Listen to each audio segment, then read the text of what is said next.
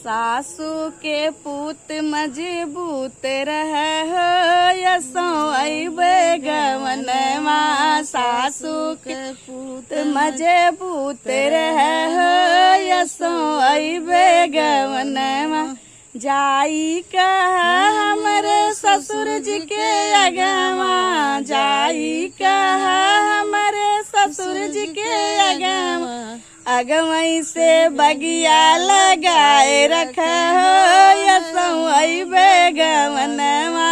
अगवई से बगिया लगाए रखा हो यसो अइबे गवनमा। सासू के पूत मजबूत रहे हो यसो अइबे गवनमा। सासू के पूत मजबूत रहे हो यसो अइबे गवनमा। जाई कहा हमरे जेठ जी के अगवा, जाई कहा हमरे जेठ जी के अगवा। अगवई से कुआं खोदाए रखा हो यसो अइबे गवनमा।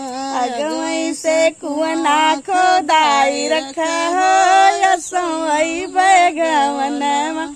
सासू के पूत मजबूत रहे हो यसो अइबे गवनमा। सासू के पूत मजबूत रहे हो यसो अइबे गवनमा।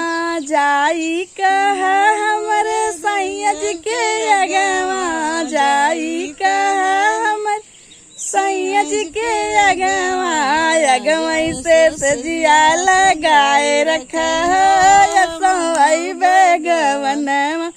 अगवई से सजिया लगाए रखा हो यसो अइबे गवनमा। सासू जी के पूत मजबूत रहे हो यसो अइबे गवनमा। सासू जी के पूत मजबूत रहे हो यसो अइबे गवनमा।